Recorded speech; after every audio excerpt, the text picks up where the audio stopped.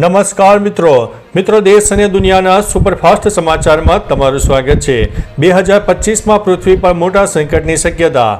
વિખ્યાત ભવિષ્ય વેતા બાબા વેંગાએ 2025 માટે ભયાનક વૈશ્વિક સંકટની આગાહી કરી છે।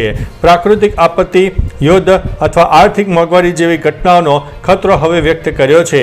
અગાઉ તેમની ઘણી આગાહીઓ સાચી પડી છે, જેને ધ્યાનમાં રાખતા સમગ્ર દુનિયામાં ચિંતાનો માહોલ જોવા મળી રહ્યો છે। લોકોને સાવચેતી રાખવા માટે અપીલ કરવામાં આવી છે અને વિશ્વ નેતાઓ પણ આ આગાહી ચેતવણીરૂપ સાબિત થઈ શકે છે। મિત્રો, અન્ય મહત્વના સમાચારની વાત કરીએ તો ભસ્મ આરતીમાં જોડાયા ગૌતમ ગંભીર। 9 સપ્ટેમ્બરથી શરૂ થનારા એશિયા કપ પહેલા ભારતીય ટીમના હેડ કોચ ગૌતમ ગંભીર મધ્યપ્રદેશના ઉજ્જૈન સ્થિત મહાકાલેશ્વર મંદિરમાં પરિવાર સાથે ભગવાન ભોળાનાથના દર્શને ગયા અને આશીર્વાદ લીધા। તેમની પત્ની અને 2 દીકરીઓ સાથે દર્શન માટે પહોંચ્યા હતા। સવારે 4 વાગ્યે ભસ્મ આરતીમાં પણ હાજરી આપી હતી। ગંભીરે કહ્યું છે કે તેઓ ત્રીજી વખત મહાકાલના દર્શન કરવામાં સફળ રહ્યા છે। તેમણે પરિવાર અને દેશવાસીઓ માટે પ્રાર્થના કરી છે। મિત્રો, અન્ય મહત્વના સમાચારની વાત કરીએ તો દેશપ્રેમ માટે લોકો કંઈ પણ કરી શકે છે। દેશભરમાં આઝાદીના પર્વની ઉજવણી થઈ રહી છે, ત્યારે હવે સોશિયલ મીડિયામાં એક વિડીયો વાયરલ થયો છે, જેમાં અનોખી દેશભક્તિ જોવા મળી છે। વિડીયોમાં જોઈ શકાય છે કે તિરંગો ફરકાવવા માટે જેસીબીની મદદ લેવામાં આવી। 1, 2 નહીં પણ 6 જેટલા જેસીબીની મદદથી તિરંગાને લહેરાવવામાં આવ્યો। હવે આ અનોખો પ્રયાસ દેશપ્રેમ માટેનો લોકોનો બહુ જ પસંદ આવ્યો છે। મિત્રો, અન્ય મહત્વના સમાચારની વાત કરીએ તો સ્વતંત્રતા દિવસની ઉજવણીમાં મોટી દુર્ઘટના। રાજસ્થાનના બુંદી અને ઉદયપુર જિલ્લામાં મોટી દુર્ઘટના સર્જાઈ છે। રાજસ્થાનના બુંદી જિલ્લામાં સ્વતંત્રતા દિવસના કાર્યક્રમ દરમિયાન ખાનગી સ્કૂલના ઓડિટોરિયમની ફોલ્સ સીલિંગ તૂટી પડતા 5 વિદ્યાર્થીઓ, જેમાં 1 છોકરો અને 4 છોકરીઓ ઘાયલ થયા છે। તેમને તરત જ જિલ્લા હોસ્પિટલમાં દાખલ કરવામાં આવ્યા। બીજી બાજુ ઉદયપુરના કોઠડા તાલુકાના પાંઠુબાડી ગામમાં નિર્માણાધીન સ્કૂલની બાળકની પણ તૂટી પડતા 1 બાળકીનું મૃત્યુ થયું છે અને 1 ઘાયલ થઈ છે। મિત્રો, અન્ય મહત્વના સમાચારની વાત કરીએ તો બનાસકાંઠામાં ભારત પાકિસ્તાન બોર્ડર પર BSF દ્વારા ધ્વજવંદન કરવામાં આવ્યો।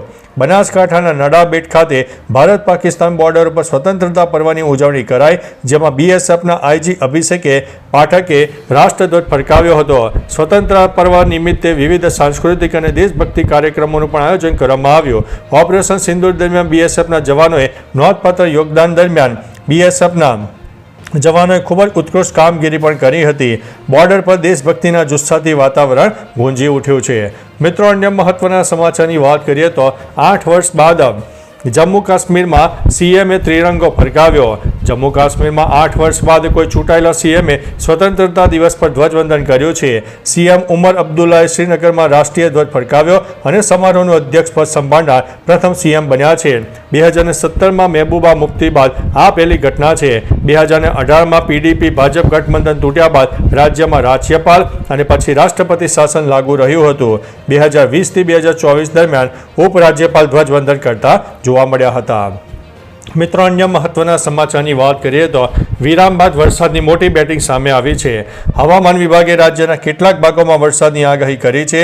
આવા માહોલ વચ્ચે અરવલ્લીમાં મેઘો મુશળધાર વરસ્યો, જેમાં અડધા કલાકમાં 1 ઇંચ વરસાદ ખાબકી ગયો।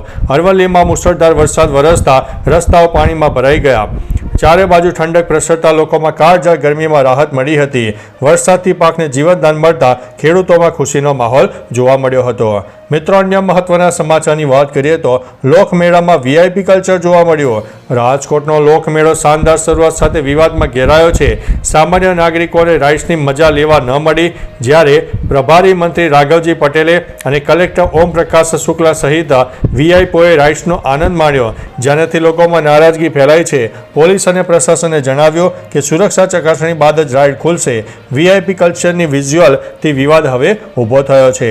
મિત્રો, અન્ય મહત્વના સમાચારની વાત કરીએ તો નક્સલ પ્રભાવિત 29 ગામોમાં પહેલીવાર ત્રિરંગો ફરકાવ્યો। છત્તીસગઢના બસ્તર વિભાગના 29 નક્સલ પ્રભાવિત ગામોમાં આ વર્ષે પહેલીવાર સ્વતંત્રતા દિવસ પર ત્રિરંગો ફરકાવવામાં આવ્યો। વર્ષોથી ભય અને વિકાસના અભાવે આ રાષ્ટ્રીય તહેવારો ઉજવાતા ન હતા।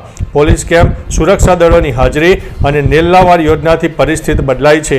ગામ લોકોએ ઉત્સાહપૂર્વક ધ્વજવંદન કર્યું, જે નક્સલવાદ સામેની જીત અને લોકશાહીની મજબૂત થવાનું પ્રતીક બન્યું છે। તો ચાલો મિત્રો, ફરીથી દેશ અને દુનિયાના સુપરફાસ્ટ સમાચાર લઈને મળતા રહીશું। ત્યાં સુધી અમને રજા આપશો। નમસ્તે।